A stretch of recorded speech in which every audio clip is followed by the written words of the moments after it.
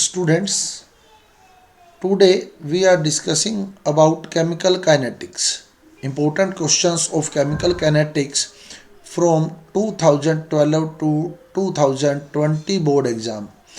Board exam जो 2012 से 2020 तक हुए हैं उनके इम्पोर्टेंट क्वेश्चन हम लोग जो है जो भी क्वेश्चन इसमें आए हैं ऑलमोस्ट आपको मैं पहले क्लियर कर चुका हूँ कि एनुअल एग्ज़ाम में आपको ऑलमोस्ट 60% जो पेपर है वो इसी में से मिलने वाला है 2022, या कोई भी आप एग्ज़ाम दें नेक्स्ट ईयर के स्टूडेंट को भी इसी में ही पेपर मिलेगा। तो ये जो आपके सिस्टम चल रहा है ये आपको, आप अगर इनके क्वेश्चन नोट करें तो नेक्स्ट ईयर के स्टूडेंट के लिए भी आप लोग 100% उनको बेनिफिट देकर जाएंगे कुछ ना कुछ। तो अभी हम लोग केमिकल काइनेटिक्स के 2012 से 2020 तक के क्वेश्चन जो है डिस्कस करने वाले हैं। इसको हमने 2 पार्ट्स में डिवाइड किया है। आज जो पार्ट हम डिस्कस करेंगे 2017 तक के क्वेश्चन होंगे और कल के पार्ट में हमारा 2018 टू 2020 का पोर्शन रहेगा।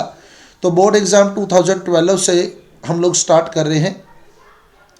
तो फर्स्ट क्वेश्चन हमारा, rate constant increased by 2 times on increasing 10 degree centigrade temperature.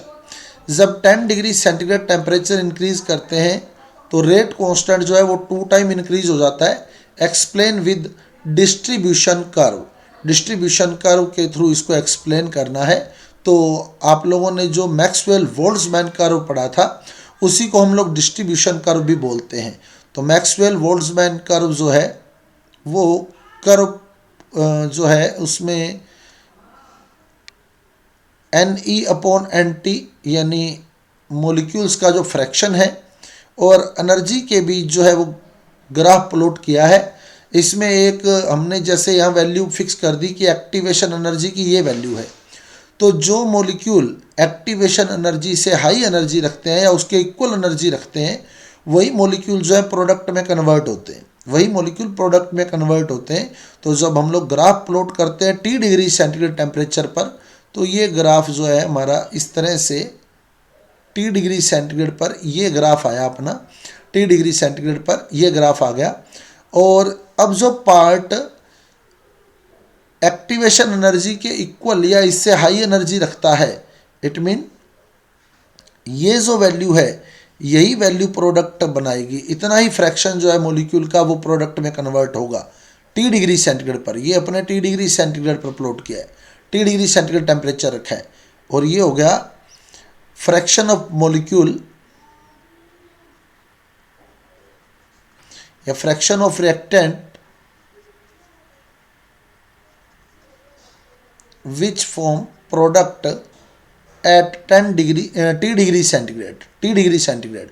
अब टेम्परेचर में 10 डिग्री सेंटीग्रेड की इंक्रीजिंग करनी है, 10 डिग्री सेंटीग्रेड। तो जब हम लोग टेम्परेचर में 10 डिग्री सेंटीग्रेड की इंक्रीजिंग करते हैं तो जो इसका मैक्सिमम वैल्यू होती है काइनेटिक एनर्जी की, जो हमारे पास मैक्सिमम फ्रैक्शन जो मैक्स प्रोबेबल काइनेटिक एनर्जी होती है उसका जो ये वैल्यू है ये राइट साइड में शिफ्ट हो जाता है ग्राफ थोड़ा सा, और जिससे जो काइनेटिक एनर्जी रखने वाले मॉलिक्यूल का फ्रैक्शन है ये पहले से जस्ट डबल हो जाता है। ग्राफ जो है वो राइट साइड में शिफ्ट हो जाता है, ग्राफ का जो पीक है वो राइट साइड में शिफ्ट हो जाएगा। जैसे ये पीक यहाँ है एट प्रेजेंट और T डिग्री सेंटीग्रेड पर यहाँ था ये, और T+10 पर अगर हम देखें T+10 पर तो ये यहाँ पहुँच चुका है T+10 डिग्री सेंटीग्रेड पर। तो मैंने अपना 10 डिग्री सेंटीग्रेड टेम्परेचर इंक्रीज़ किया तो पीक जो है ग्राफ का पीक राइट साइड शिफ्ट हो गया, जिससे एक्टिवेशन एनर्जी रखने वाले मॉलिक्यूल्स का जो फ्रैक्शन था वो पहले से डबल हो गया, पहले से डबल फ्रैक्शन है, अब वो प्रोडक्ट में कन्वर्ट होगा। तो जब पहले से डबल फ्रैक्शन प्रोडक्ट में कन्वर्ट होगा तो इट मीन जो रेट कांस्टेंट है वो 2 टाइम इंक्रीज हो जाएगा या रेट 2 टाइम इंक्रीज हो जाएगा। तो अब फ्रैक्शन जो है वो पहले से डबल हो गया है। ये T+10 डिग्री सेंटीग्रेड पर जो फ्रैक्शन है वो ये फ्रैक्शन है। तो जो प्रोडक्ट में कन्वर्ट होने वाला फ्रैक्शन है मॉलिक्यूल का वो जस्ट डबल हो चुका है, तो रेट कांस्टेंट भी डबल हो जाएगा। यानी हम लोग कह सकते हैं कि जो K2 है वो पहले वाले रेट कांस्टेंट के डबल होगा, K2 = 2K1 if 10 degree centigrade temperature increased. तो ये डिस्ट्रीब्यूशन कर्व से हम लोग क्लियर कर सकते हैं कि T डिग्री सेंटीग्रेड टेम्परेचर पर जो फ्रैक्शन होता है T+10 पर प्रोडक्ट में कन्वर्ट होने वाला फ्रैक्शन जस्ट उसका डबल हो जाता है। जो पीक होता है ग्राफ का वो राइट साइड शिफ्ट हो जाता है, जिससे एक्टिवेशन एनर्जी रखने वाले मॉलिक्यूल का जो फ्रैक्शन है वो पहले से डबल हो जाता है। इसीलिए जो रेट है वो पहले से डबल हो जाता है और रेट कांस्टेंट भी पहले से डबल हो जाता है। तो ये हमारा फर्स्ट क्वेश्चन था। Second question, rate constant of a first order reaction increased by 4 time. Rate constant जो है 4 टाइम इंक्रीज हो गया on increasing temperature from 350 to 450 kelvin. जब हम टेम्परेचर को 350 केल्विन से 450 केल्विन इंक्रीज करते हैं तो रेट कांस्टेंट 4 टाइम इंक्रीज हो जाता है। क्या मीनिंग है? T1 350, T2 450, और जो रेट कांस्टेंट है वो पहले से 4 टाइम इंक्रीज हो गया, यानी K2 जो है वो 4K1 के इक्वल हो गया। इफ फर्स्ट रेट कांस्टेंट हमारा K1 है, देन K2 जो है वो पहले वाले का 4 टाइम हो चुका है, यानी 4K1 हो चुका है। तो K2 equal to 4K1 according to question. फिर देख लें, क्लियर कर लें बात को। Rate constant of a first order reaction increased by 4 time, यानी K2 जो है वो 4K1 हो चुका है। कैलकुलेट एक्टिवेशन एनर्जी, EA आपको कैलकुलेट करना है, EA कैलकुलेट करना है, और R और log 4 की वैल्यू आपको गिवन है। तो K2 और K1 का रिलेशन और T1 और T2 का रिलेशन जो है वो आरएनएस इक्वेशन से है, डिफरेंट टेम्परेचर पर आरएनएस इक्वेशन। तो आरएनएस इक्वेशन क्या है? log K2 upon K1 equal to EA upon 2.303 R T2 minus T1 upon T1 into T2। ये आरएनएस इक्वेशन है। अब आप क्लियर कर सकते हैं, K2 आपके पास 4K1 है, क्योंकि ये 4 टाइम इंक्रीज हो गया ना, तो log K2 जो है वो 4K1 है। 4K1 upon K1 equal to EA आपको फाइंड करना है अपॉन 2.303। R की वैल्यू आपको गिवन है 8.314। T2 जो है T2 आपको गिवन है 450, T2 जो है 450 गिवन है। T1 जो है वो 350 गिवन है, 350 अपॉन में T1 350 इंटू T2 450। तो ये आपका सॉल्यूशन आ गया। तो 4K1 अपॉन K1 यहाँ log 4 बन जाएगा, बिकॉज K1 से K1 जो है वो कैंसिल हो जाएगा, K1 से K1 कैंसिल हो गया, log 4 बन गया। log 4 की वैल्यू आपको गिवन है 0.6021 इक्वल टू EA आपको सोल्व करना है 2.303 इंटू 8.314। ये आप सोल्व कर लें यहाँ, 2.303 इंटू 8.314 सोल्व हो जाएगा। 450 माइनस 350 100 आ गया upon 350 into 450।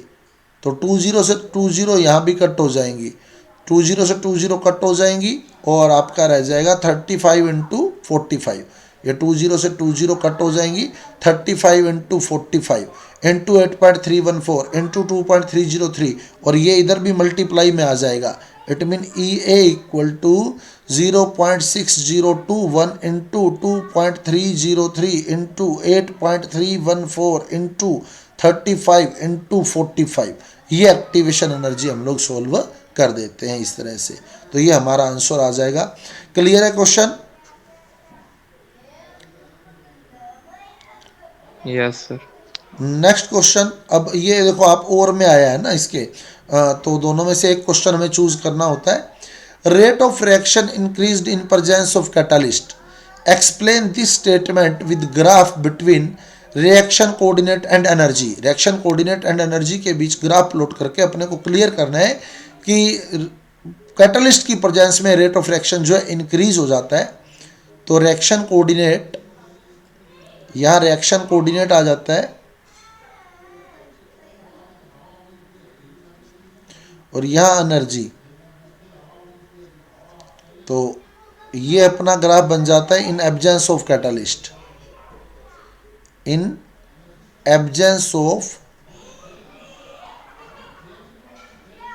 Catalyst, in absence of catalyst.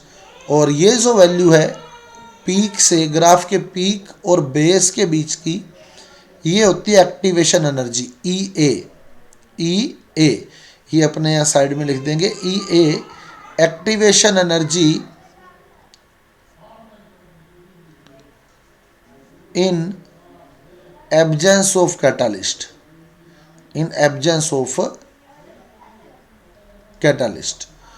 अब हम लोग प्रेजेंस लेंगे कैटालिस्ट की। कैटालिस्ट क्या करता है, एक्टिवेशन एनर्जी की वैल्यू को डिक्रीज कर देता है। तो अब हम लोग एक ग्राफ और तैयार करेंगे, ये हो जाएगा इन प्रेजेंस ऑफ कैटालिस्ट। ये कैटालिस्ट की प्रेजेंस है, presence of catalyst, presence of catalyst. इसको हम लोग, इसका पीक और बेस के बीच का जो डिफरेंस है उसको हम लोग ई ए डैश, तो ये E A dash activation energy in presence of catalyst, activation energy in presence of catalyst. अब अपने को इस स्टेटमेंट को एक्सप्लेन करना है, ये जो स्टेटमेंट दिया है इसको एक्सप्लेन करना है। पहले ग्राफ प्लॉट कर दिया, अब हम लोग क्या लिखेंगे, from above graph it is clear that value of activation energy decreases in presence of catalyst. Catalyst की प्रेजेंस में क्या हुआ, एक्टिवेशन एनर्जी की वैल्यू डिक्रीज हो गई है। आप लोग क्लियरली देख पा रहे हैं कि पहले एक्टिवेशन एनर्जी की वैल्यू ये थी और अब कैटलिस्ट की प्रेजेंस में एक्टिवेशन एनर्जी जो है वो इतनी ही रह गई है, यानी एक्टिवेशन एनर्जी की वैल्यू डिक्रीज हो गई है। और जब एक्टिवेशन एनर्जी की वैल्यू डिक्रीज हो जाती है तो रेट ऑफ रिएक्शन जो है इंक्रीज हो जाता है। तो ये हम क्लियर कर देंगे कि कैटलिस्ट की प्रेजेंस में एक्टिवेशन एनर्जी डिक्रीज होती है, so rate of reaction increases. तो ये एक्सप्लेन भी करना है हमें, क्योंकि इसने बोला है कि explain this statement with graph between reaction coordinate and energy. तो पहले रिएक्शन कोऑर्डिनेट एंड एनर्जी में ग्राफ प्लॉट कर देंगे, फिर वो नीचे जो लाइन है हमारी वो राइट कर देंगे। इन presence of catalyst it is clear in presence of catalyst that activation energy decreases, so the rate of reaction increases. Next question, initial concentration of reactant, initial concentration of reactant in a reaction is 0.4 m। initial concentration जो है 0.4 m है। rate constant is 2.5 into 10 raised to power -4 mole liter inverse second inverse। calculate the half life time of reaction। half life time of reaction calculate करना है। reaction का order नहीं दिया इसमें आपको, तो ऑर्डर कैसे हमने क्लियर करना है, रेट कांस्टेंट कंसीडर करें आप। रेट कांस्टेंट आपको गिवन है और रेट कांस्टेंट की जो यूनिट होती है वो हर रिएक्शन के लिए अलग अलग होती है। जैसे अगर जीरो ऑर्डर रिएक्शन है तो रेट कांस्टेंट मोल लीटर इनवर्स सेकंड इनवर्स होगा। फर्स्ट ऑर्डर रिएक्शन है तो सेकंड इनवर्स होगा। सेकंड ऑर्डर रिएक्शन है तो मोल इनवर्स लीटर सेकंड इनवर्स होगा। खैर अपने जीरो ऑर्डर और फर्स्ट ऑर्डर ही आना है, क्योंकि हमारे की बुक में जीरो ऑर्डर फर्स्ट ऑर्डर ही है। तो रेट कांस्टेंट की अगर यूनिट हम देखें तो ये क्लियर कर रहा है कि जो ये रिएक्शन है ये जीरो ऑर्डर रिएक्शन है, और जीरो ऑर्डर रिएक्शन का जो हाफ लाइफ टाइम होता है T half equal to R nought by 2k। T half equal to R nought by 2k, where R nought is the initial concentration of reactant. Initial concentration 0.4 upon 2k यानी 2 into rate constant 2.5 into 10 raise to power -4। 10 raise to power -4 को upper side ले जाएंगे तो 0.4 into 10 raise to power 4 upon 2 into 2.5। 2.5 into 2 5 हो गया, और point अगर ये अपने रिमूव करते हैं तो अपॉन में 10 आ जाएगा, तो ये बन गया 40,000 अपॉन 5 इंटू 10। 0 से 0 कट कर दे, 5 को 40 से काटेंगे तो 8 आ जाएगा, तो 800 सेकंड, क्योंकि ये सेकंड इनवर्स गिवन है तो 800 सेकंड हमारा आंसर आ जाएगा। तो ये हाफ लाइफ टाइम सोल्व कर लिया है हमने। ये क्लियर रखना कि रेट कांस्टेंट की यूनिट से कई बार ऑर्डर नहीं बताता वो, तो रेट कांस्टेंट की यूनिट से हमें ऑर्डर आइडेंटिफाई करना है। Next question, board exam 2013, board exam 2013 से अगर हम क्वेश्चन देखें तो क्वेश्चन है हमारे पास, explain pseudo order reaction with example of hydrolysis of ethyl acetate. Pseudo order reaction, pseudo order reaction is the reaction which order and molecularity is not same, order and molecularity is not same because इसमें one reactant जो होगा वो access में होगा, one reactant जो होगा वो access में होगा, और जो रिएक्टेंट एक्सेस में होता है उसका ऑर्डर जो होता है वो ज़ीरो होता है, उसका ऑर्डर ज़ीरो होता है। तो pseudo order reaction is the reaction which order and molecularity is not same. और एग्जाम्पल जो है हाइड्रोलाइसिस ऑफ इथाइल एसीटेट का लेना है अपने को।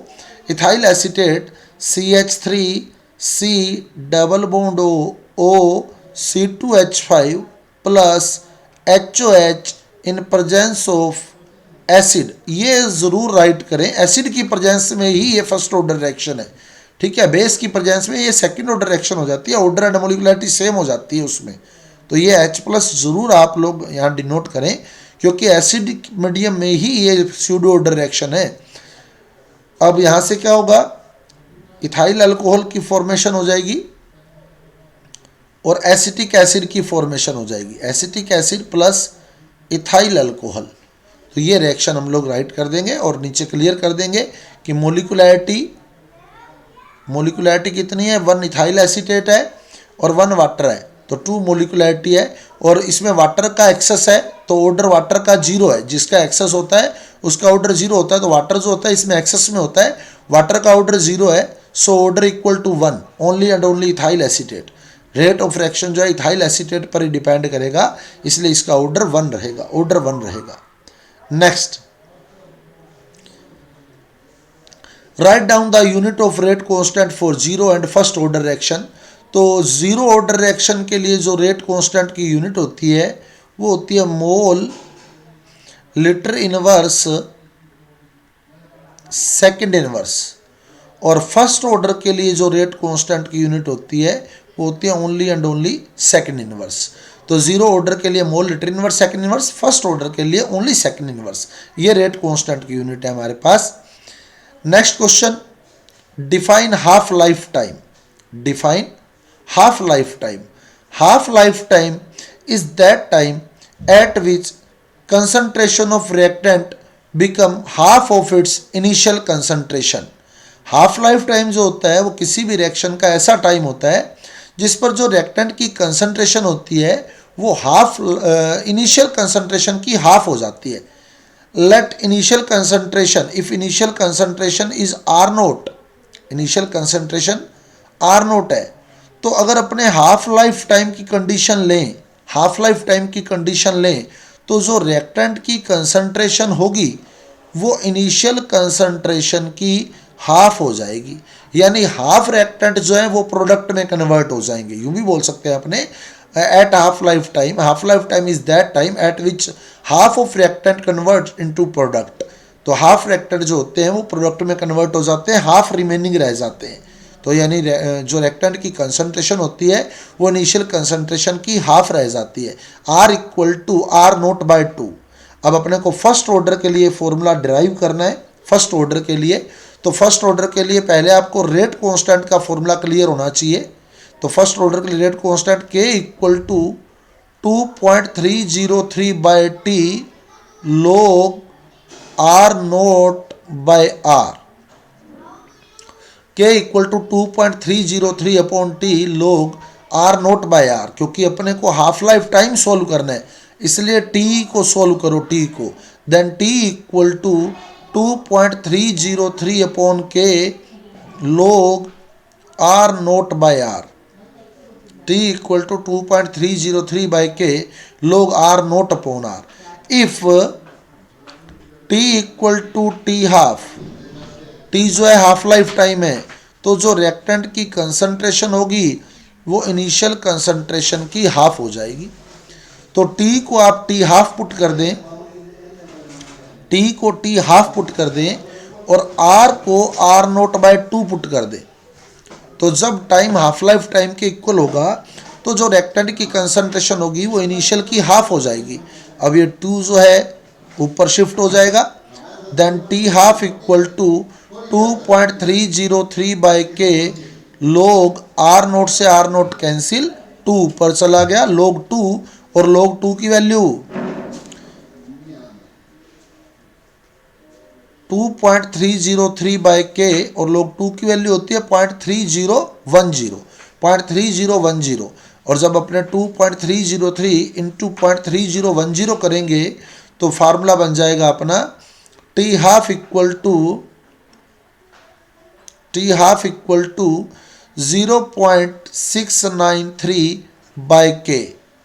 T half equal to 0.693 by के, ये फॉर्मूला हमने ड्राइव कर दिया हाफ लाइफ टाइम का।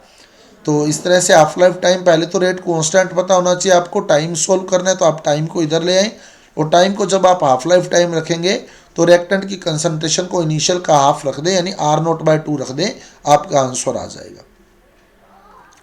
नेक्स्ट क्वेश्चन, तो ये 2013 के क्वेश्चन हो गए। नेक्स्ट क्वेश्चन 2014 से, 2014 board exam 2014, right the order of DK of radio active element. तो रेडियो एक्टिव एलिमेंट का जो डीके होता है वो फर्स्ट ऑर्डर रिएक्शन है, फर्स्ट ऑर्डर रिएक्शन। ऑर्डर इसका राइट करना है अपने को। Dissociation of ammonia on heated platinum, zero order reaction. Catalyst की प्रेजेंस में आपको कोई रिएक्शन दे, मेटेलिक कैटालिस्ट की प्रेजेंस में, तो जीरो ऑर्डर ही होगा वो। या सनलाइट की प्रेजेंस में, सनलाइट की प्रेजेंस में भी कोई रिएक्शन दे तो जीरो ऑर्डर होगा। Like H2 + Cl2 equal to 2HCl in presence of sunlight, zero order है, जीरो ऑर्डर रिएक्शन है। Next, hydrogenation of ethane first order, hydrogenation of ethane first order. Decomposition of N2O5 first order, decomposition of N2O5 first order. तो order right करने थे अपने को। Next question,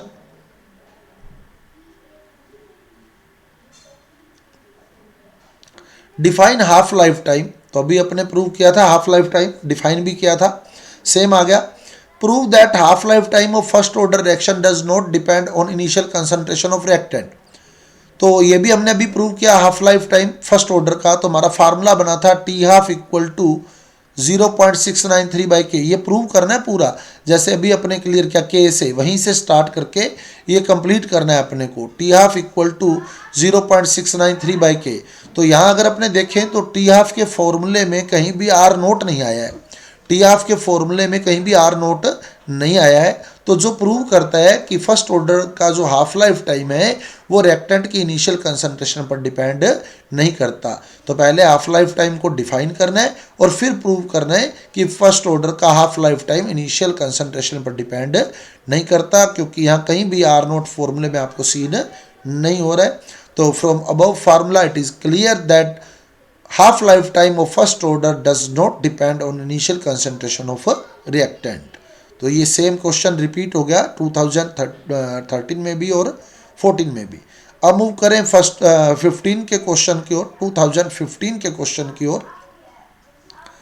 for a reaction unit of rate constant is second inverse. Rate constant की जो unit है second inverse है। Write the order of reaction. तो रेट कांस्टेंट की यूनिट अगर सेकंड इनवर्स है तो ये रिएक्शन जो है फर्स्ट ऑर्डर रिएक्शन को क्लियर कर रही है। तो first order reaction is the answer. For a reaction 2A + B equal to product, 2A + B equal to product, write the differential rate equation. तो डिफरेंशियल रेट इक्वेशन हम लोग कैसे लिखते हैं, रेट इक्वल टू रिएक्टेंट के लिए minus का sign आएगा, जो मल्टीप्लाई में डिजिट है वो अपॉन में आ जाएगी। Change in concentration of A upon time during change. तो dA/dt, रिएक्टेंट है A, माइनस का साइन आएगा, मल्टीप्लाई वाली जो डिजिट है वो अपॉन में आ जाएगी, इक्वल टू B के लिए क्या लिखेंगे हम लोग, B के लिए क्या राइट करेंगे, B भी रिएक्टेंट है, minus change in concentration of B upon time during change, time use during change. तो माइनस dB अपॉन dt। तो ये हमारे पास डिफरेंशियल रेट इक्वेशन आ गई। Next question, half life time of a first order reaction is 10 second आएगा, 10 second, second inverse नहीं आएगा, यहाँ 10 second आएगा। हाफ लाइफ टाइम दिया, टाइम दिया तो सेकेंड में ही आएगा। Of a first order reaction is 10 second. Calculate the rate constant. तो रेट कांस्टेंट अपने अभी सोल्व किया था फर्स्ट ऑर्डर के लिए। Rate constant equal to 0.693 by T half, 0.693 by T half, और टी हाफ आपको गिवन है 10, तो 0.693 अपॉन 10 सोल्व करेंगे तो 0.0693, और क्यों, बिकॉज रेट कांस्टेंट आप सोल्व कर रहे हैं तो रेट कांस्टेंट आपको टाइम सेकंड में दिया है, तो रेट कांस्टेंट की यूनिट सेकंड इनवर्स बन जाएगी। टाइम मिनट में देता तो मिनट इनवर्स बन जाती, और टाइम ईयर में देता तो ईयर इनवर्स बन जाती। वो जैसा भी टाइम आपको दिया उसी के अकॉर्डिंग आपका जो यूनिट है वो राइट कर देना है आपने। नेक्स्ट क्वेश्चन, बोर्ड एग्जाम 2016 में जो क्वेश्चन आए हमारे सामने, which factor affected the rate of reaction, rate of reaction को कौन कौन से फैक्टर अफेक्ट करते हैं। First, concentration of reactant, because rate law क्या कहता है, रेट लो कहता है कि रेट जो होता है वो रिएक्टेंट की कंसंट्रेशन के डायरेक्टली प्रोपोर्शनल होता है, तो कंसंट्रेशन ऑफ रिएक्टेंट पर रेट डिपेंड करेगा। सेकंड, टेम्परेचर, हम रीड भी कर चुके हैं, हमारा फर्स्ट क्वेश्चन 2012 में यही था, 10 डिग्री सेंटीग्रेड टेम्परेचर जब इंक्रीज करेंगे तो रेट डबल हो जाएगा, बिकॉज रेट कांस्टेंट भी डबल हो जाता है, तो टेम्परेचर भी इफेक्ट करता है। थर्ड, हमने कैटालिस्ट भी पढ़ा, कैटालिस्ट जो है वो एक्टिवेशन एनर्जी को डिक्रीज कर देता है, जिससे रेट जो है वो इंक्रीज हो जाता है।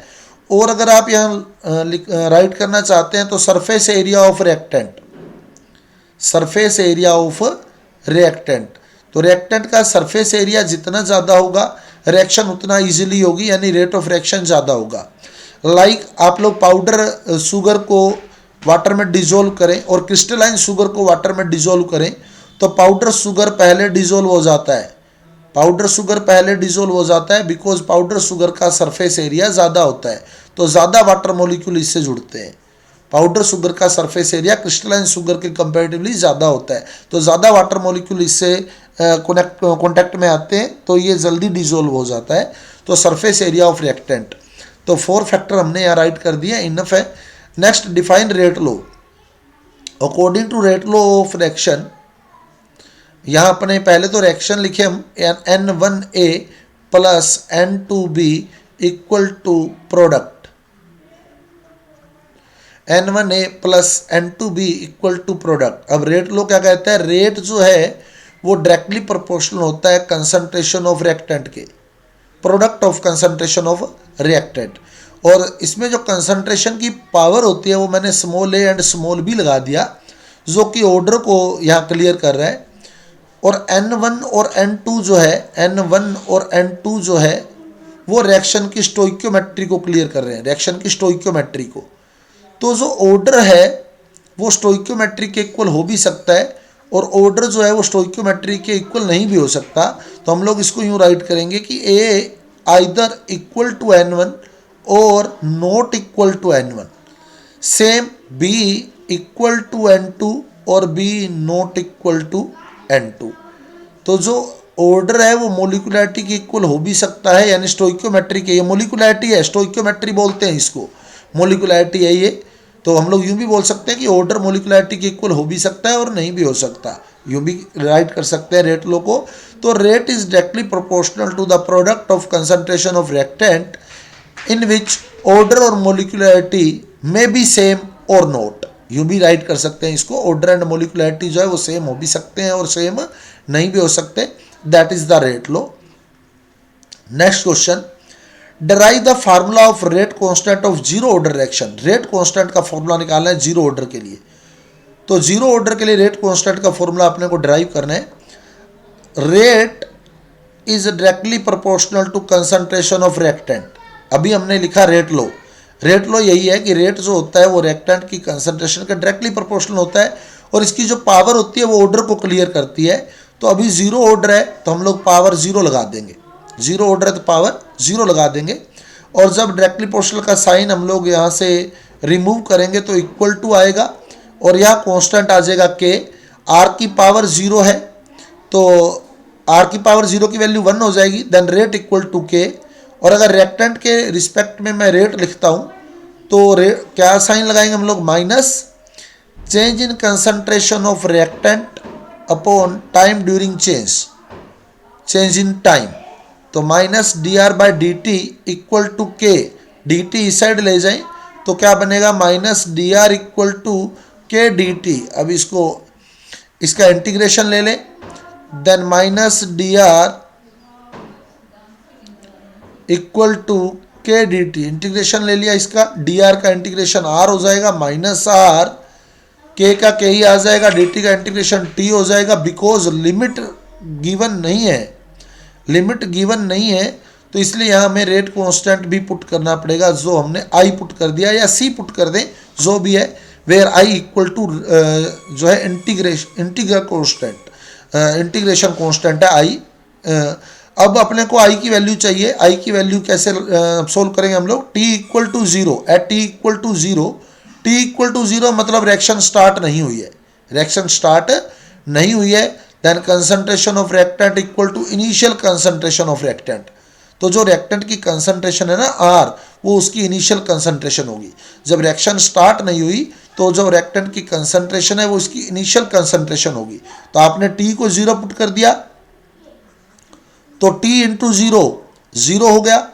आर को क्या पुट करेंगे, आर को आर जीरो या आर नोट, आर को आर नोट पुट कर देंगे, तो टी को जीरो पुट करेंगे तो ये जीरो हो जाएगा, और आर को आर नोट पुट करेंगे then I equal to minus R nought, I equal to minus R note.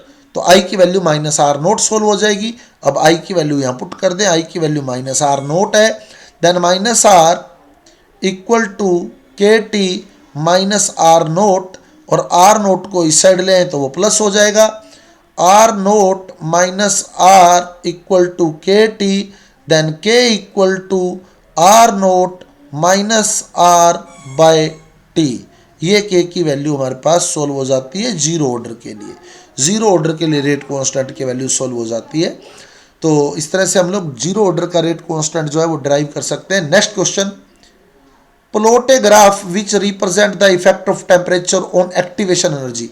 जो फर्स्ट ग्राफ हमने बनाया था जिसमें हमने ये क्लियर किया था कि टी डिग्री सेंटीग्रेड पर जो प्रोडक्ट बनाने वाले मॉलिक्यूल का फ्रैक्शन है वो, यहाँ एक्टिवेशन एनर्जी हमने पुट की थी, इतना फ्रैक्शन प्रोडक्ट बना रहा था, और जब टेम्परेचर को 10 डिग्री इंक्रीज किया था तो जो पीक था वो राइट साइड में शिफ्ट हो गया।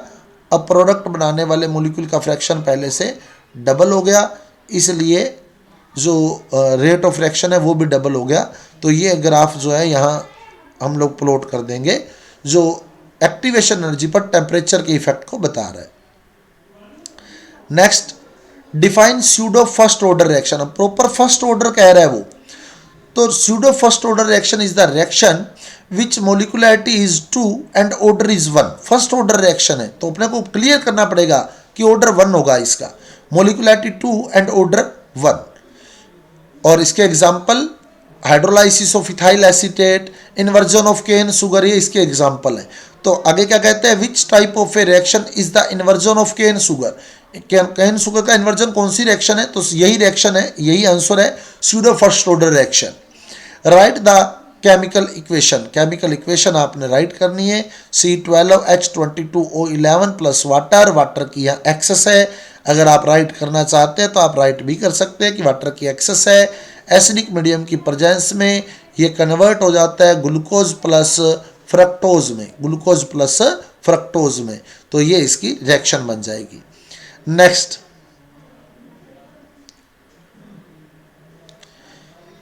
if the rate constant of first order reaction is 5 into 10 raised to power minus 14 second inverse, then calculate the half life time। First order के हाफ लाइफ टाइम का जो formula है T half equal to 0.693 by K, और के की value आप put कर दें 0.693 by 5 into 10 raise to power minus 14, minus 14 ऊपर चला जाएगा, 0.693 into 10 raise to power plus 14 upon 5।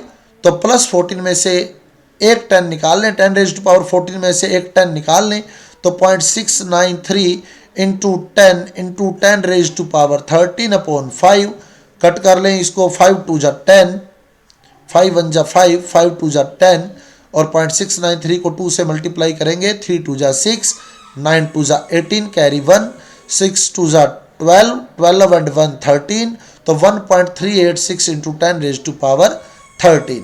तो ये हाफ लाइफ टाइम आ गया, सेकंड इनवर्स है तो आप आगे सेकंड राइट कर दें इसके, तो ये आपका आंसर सोल्व हो गया। Next question, draw a graph between natural log k and 1/t, 1/t and natural log k में अपने ग्राफ प्लॉट करना है 1/t and natural log k में, तो आरएनएस इक्वेशन की हेल्प अपने को लेनी है। आरएनएस इक्वेशन क्या है, नेचुरल लॉग के वाली लेनी है। Then natural log k equal to natural log A minus E A by R T, ये आरएनएस इक्वेशन है। Natural log k equal to natural log A minus E A by R T. Then y equal to m x plus c को obey कर रही है, ये straight line equation y equal to m x plus c. तो y axis पर आप natural log k लें, natural log के x एक्सिस पर आप 1/t लें, जैसा कि इसने क्वेश्चन में गिवन है 1/t x एक्सिस पर लें आप लोग। और क्योंकि जो स्लोप है m वो नेगेटिव वैल्यू है, तो नेगेटिव वैल्यू इस तरह से आप लोग नेगेटिव वैल्यू ले, ये स्लोप ले लें minus E A by R, और ऊपर जो आपने इंटरसेप्ट छोड़ा है ये, तो ये आपके पास नेचुरल लॉग ए आ जाएगा, नेचुरल लॉग ए। तो ये आपके पास ग्राफ बन जाएगा नेचुरल लॉग के और 1/t के बीच आरएनएस इक्वेशन से। नेक्स्ट 2017 से write the unit of rate constant for second order reaction. तो second order reaction unit of rate constant क्या है, k equal to concentration 1 minus n, n जो है ऑर्डर ऑफ रिएक्शन है 1 minus n time inverse, time inverse. अब second order है तो n की वैल्यू 2 पुट कर दें, n की वैल्यू 2 पुट कर दें, k equal to concentration 1 minus 2 time inverse 1 minus 2 यानी -1, k equal to concentration inverse time inverse, और कंसंट्रेशन की यूनिट होती है mole per litre, k equal to mole per litre inverse time inverse. Time की unit भी रख दें, second inverse आ जाएगा, टाइम की यूनिट सेकंड हो गई और टाइम पर इनवर्स है तो सेकंड इनवर्स हो गया। अब मोल इस इनवर्स को अंदर ले जाएं तो ये बन जाएगा k equal to mole inverse upon litre inverse, दोनों पर आ गया ये इनवर्स सेकंड इनवर्स, और लीटर इनवर्स को ऊपर ले जाएंगे तो लीटर बन जाएगा। Then k equal to mole inverse litre second inverse, ये सेकंड ऑर्डर की यूनिट है। डायरेक्ट यही राइट कर दें आप, अगर आपको लर्न है तो आप डायरेक्ट यही राइट करें k equal to mole inverse litre second inverse. Otherwise आप लोग रफ कॉपी का यूज़ करते हुए लास्ट पेज बोर्ड एग्जाम में रफ शीट की तरह यूज़ करते हुए उसको लास्ट पेज को बिल्कुल रफ पेज की तरह यूज़ करते हुए अपना आंसर सॉल्व करें, और यहाँ यही लिखें k equal to mole inverse litre second inverse, ये आपके k की यूनिट आ जाएगी। Next question, for a reaction 2N2O5 equal to 2NO2 plus O2 half life time, ये सेकंड ही आएगा, half life time is 6.93 second, then find out the rate constant, rate constant find करना है। और N2O5 का जो डीकम्पोजिशन है वो फर्स्ट ऑर्डर रिएक्शन है, फर्स्ट ऑर्डर, और फर्स्ट ऑर्डर के जो हाफ लाइफ टाइम का फार्मूला है 0.693 बाई के, और आपको के सोल्व करना है तो आप के इस साइड ले आए और हाफ लाइफ टाइम इस साइड ले आए। देन के इक्वल टू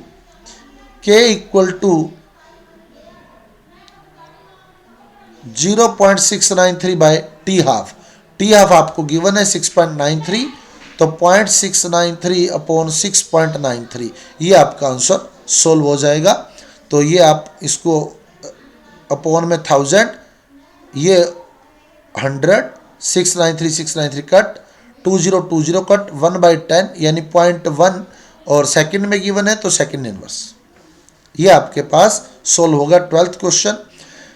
अब 2017 का लास्ट क्वेश्चन, ग्राफ हमारे को गिवन है,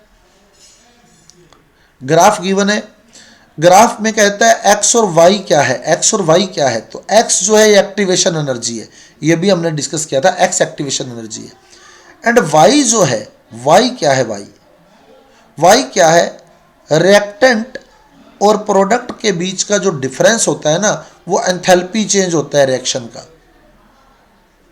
enthalpy change of reaction, y delta H को बता रहा है, डेल्टा एच को, रिएक्टेंट और प्रोडक्ट के बीच का जो एनर्जी डिफरेंस होगा ना, जैसे मान लो ये ग्राफ यूं आ जाए, सपोज यूं आ जाए, तो ये रिएक्टेंट का बेस, ये प्रोडक्ट का बेस, ये डेल्टा एच है, डेल्टा एच, और अगर रिएक्टेंट वाली साइड आपको डाउन दिख रही हो, प्रोडक्ट वाली साइड अप दिख रही हो, तो इसका मतलब होता है ये एंडोथर्मिक रिएक्शन को रिप्रेजेंट कर रहा है। ये एंडोथर्मिक रिएक्शन होती है, एंडोथर्मिक रिएक्शन। और अगर यही ग्राफ यूं आ जाए जैसे पेपर में आया हुआ है, इसमें उसने क्या किया है, रिएक्टेंट वाली साइड अप ली है, प्रोडक्ट वाली साइड डाउन करी है। तो इसमें उसने ग्राफ को यूं लिया है, ये रिएक्टेंट का बेस, ये प्रोडक्ट का बेस, ये डेल्टा एच गिवन है, डेल्टा एच हो गया ये।